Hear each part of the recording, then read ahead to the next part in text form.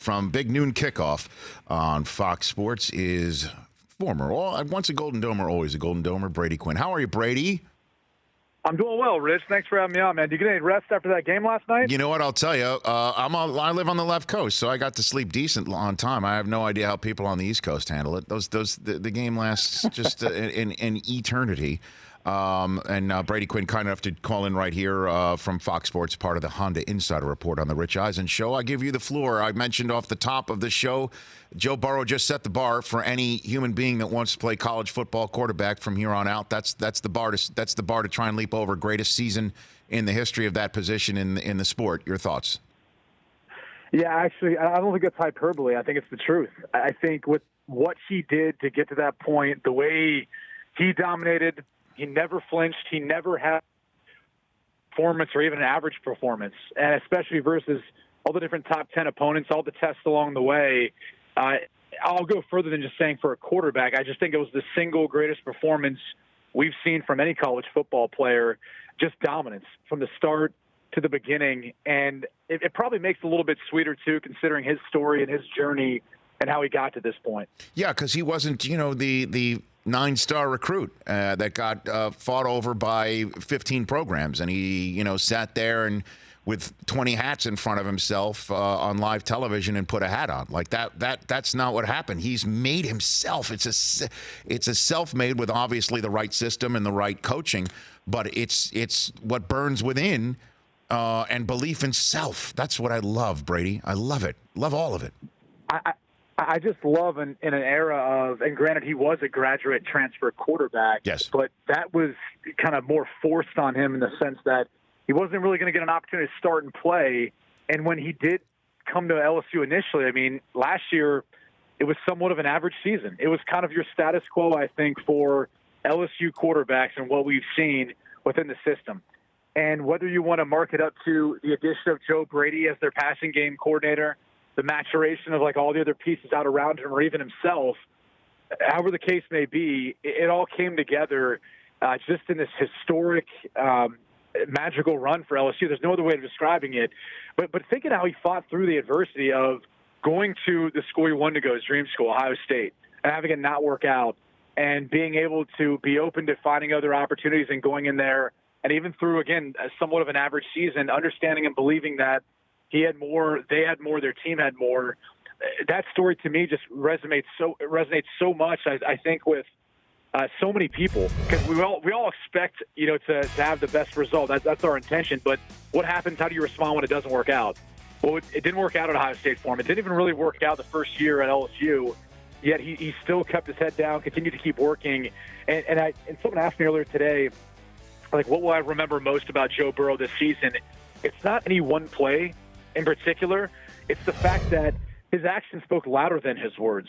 His performances were just so gaudy. Like the way he went about his business, he was so cool about it that I don't necessarily remember one thing, just because everything I remember was more about how he carried himself and how he conducted himself throughout the entire year. And probably more than anything else, the iconic picture of him sitting on a couch smoking a cigar like Len Dawson. That's after right. the Super Bowl. It came out. I saw that photograph last night. It's exactly what I thought about, except, Len did he was smoking his heater during halftime of a game, Brady Quinn here on the Rich Eisen Show. And then just, to complete the conversation with Joe is the next level stuff. He's already making next level throws. He's finding receivers with one step. He's finding them with different throws into those windows, whether it is throwing to the pylon or high pointing for a receiver or dropping it in a window, throwing dimes or dropping it in buckets. He seems to have all that. Is it mechanics? What is it with him, Brady, that allows him to do what he's doing here?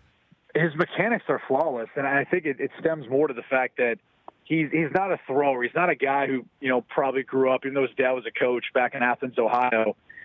He's not a guy that I feel like was specializing at a young age. I think he's the type of guy that he was a tremendous basketball player, probably would have been a heck of a college basketball player if he wanted to go that route. And he's just an overall good athlete. And, he strikes me as the type of guy that no matter what position or what sport you gave him, he'd figure it out. If you gave him any type of ball, he'd figure out how to throw it. And that's more of what his kind of throwing motion looks like to me. It's athletic, it's quick, it's efficient, and then when it needs to, he can change the arm angles. He can change the type of throw, and that's really what a passer is. And that's what makes him so special from the pocket. The thing that stands out to me the most, though, is just his pocket movement. How sudden he is, how slippery he is, while still maintaining ball security. Those are the things that are going to bode well for him because, look, he's going to the worst team in the NFL. It's the Cincinnati Bengals. Now, granted, their offensive line went through some injuries. They should be healthier next season, but he's going to face some protection issues. He's not going to have the Joe Moore award-winning offensive line that he had at LSU. So his pocket movement, his athleticism, his ability to run, his toughness, those are the things that I think he's going to need the most early in his career, aside from all the intangibles that come along with him as a passer. Brady Quinn, Fox Sports here on the Rich Eisen Show. And so what did we learn about Clemson last night, Brady? Did we learn anything about Clemson? They just ran into a buzzsaw. What do you got for me on their postscript? Well, I think you're taking away the fact that this was the first time this season, and you can go back to the North Carolina game, and I'll talk about the Ohio State game in a second, but I don't know that they really felt, a sense of urgency like what they felt last night. Ohio State jumped out to a lead in the semifinal game. The difference was they were kind of aided, right? Some calls went their way. After the Shaun Wade ejection for targeting, that gave them a bit of a lift on that specific drive and that point in the game. Takes out one of the better defensive backs for Ohio State. The catch that looked to me to be a fumble and then return, that took away at least some points off the board for them. So, even though, and look, you give them credit for coming back in the game the way they played, it wasn't quite the same. Like, this was one where Trevor Lawrence and this offense was going to have to put up points. They were going to have to be, special the entire night and have one of their best performances. And I just think in the second half, two things that became pretty apparent.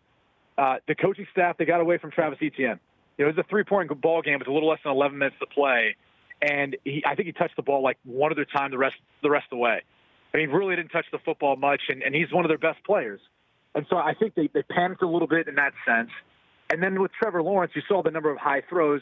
Look, he got a little anxious. I think he started to realize that he was now in a shootout with the guy across the field from him, and he ended up playing against Joe Burrow instead of playing against the LSU defense.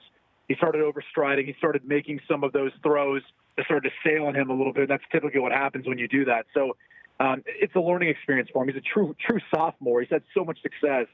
I don't worry about him. I don't really worry about Clemson. They'll reload for next year. And then, to be quite honest, they'll be my favorite to win next year. Well, the word Schadenfreude is out there in terms of people who enjoy the misery of others. When James Skalski got ejected for targeting last night, and Clemson's, I guess, quarterback of the defense is removed, Ohio State fans that I know were particularly enjoying that moment. I think they found a little bit of deliciousness in that moment. Do you think that was a good call last night, Brady? Based on the letter of the law, unfortunately, that's what should have taken place. And we can all complain about targeting and the way it's implemented in the game. However, at this point, it's there for player safety. You could tell based on the replay that he lowered his head and initiated contact with the crown of his helmet. They're trying to eliminate that from the game. And I was sitting next to Urban Meyer talking to him about the Shaun Wade hit. And he'd said to me at that moment, look, bottom line is you can talk about how unfair it was and how unfair the rule is, but everyone knows it now. We're teaching it. We're trying to teach everyone to keep their head up. That's all he had to do. And Shaun Wade didn't do that in the Ohio State Clemson game. So, look, should they go back and try to change the rule so that we can try to read into intent of the hit? Because I do think there are differences where you look at the hit in the semifinal game between Oklahoma and LSU, and that more looked like a malicious hit, and there was intent behind that by the linebacker for Oklahoma versus Clyde Edwards-Helaire, I believe, as compared to Shaun Wade or as compared to the linebacker last night. So it's something that I do think college football is going to look at. I don't see them, looking to change it anytime soon, though, because ultimately we are getting, more, proper form tackling, less of these sorts of hits and injuries. And I think that's really ultimately what we want. Brady Quinn here, Fox Sports. And then there's the question about college football writ large, Brady, where anybody with a set of eyes could see last night that had, what would you say, about half or more than half on the field, certainly for starting NFL talent. That, we got a text from our king of spring, as we call him at the NFL Network, Charlie Yook, who's in charge of all of our talent evaluation portion of our coverage of the year, from what's going down with East-West Shrine game all the way through to the draft. Hey, everybody, just watch tonight's game, and you're set for the draft this year. And it made sense. What does that mean? Does that mean we've only got 5-6 teams that can actually compete for a national championship college-wise? Because everybody's going to have some NFL talent, but not like NFL talent in the depth chart 3 times over at every position, like we saw what appeared to be last night, Brady. No, I think the reality is there's probably 8 to 10 teams. I mean, I don't know if it's as small as 6. Look, no one was picking LSU to win the national championship before the season, were they? I mean, so they went on somewhat of a historical run and a surprising run. I think we looked at Alabama. Things changed when Tua got injured as far as their fortune. You looked at some of the teams like Clemson, thinking that they were going to have a clear path. So, as far as how much talent was on the field and all that, I mean, that's just where we're at in our society, right? Like, we're looking at professional sports teams, in particular in the NBA, where we're looking at guys who want to join one another and play with one another. I think it's the same thing with recruits. They see success. Those teams are going to try to recruit based off their success and then try to entice players to want to be a part of it. And I just think the pitch or the sale that, hey, come here and come create that, your own legacy, or come here and bring back our program to prominence like that. I don't know that pitch really resonates with many young people anymore. I think people want to have success. They don't want to have to necessarily go there and go through some tough years before they see the other side.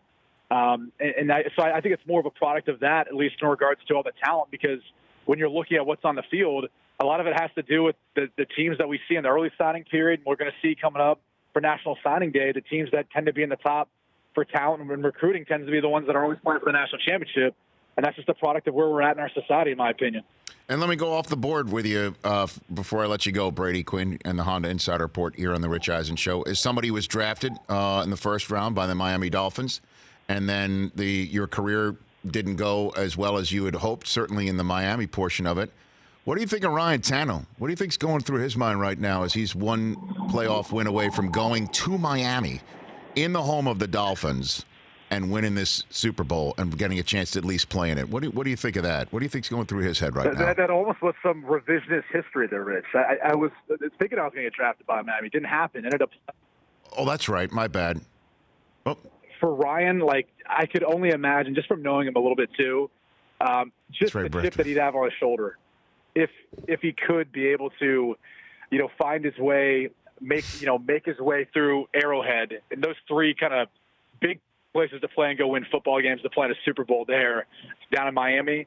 I can only imagine the emotions that would come along with it. But I think he's more focused on what's at hand right now, considering the task of they haven't been great.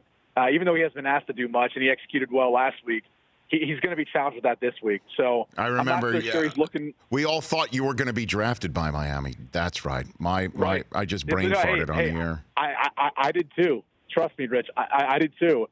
And then things changed kind of drastically in the final few rounds there, or the final few picks. So. My bad, Brady. I just it's interesting though, just seeing what Tannehill can actually do right here. It really is. You got a pick in the for who makes the Super Bowl then? Before I let you go. Yeah, Kansas City and Green Bay. I think Kansas City wins it. Green Bay, think much like we saw from. Yeah. Okay. I think Green Bay goes into San Francisco and gets a win. I know it seems odd because of the way they've won, and they never really win in a convincing manner, but. Were they 14-3 at this point? Yes.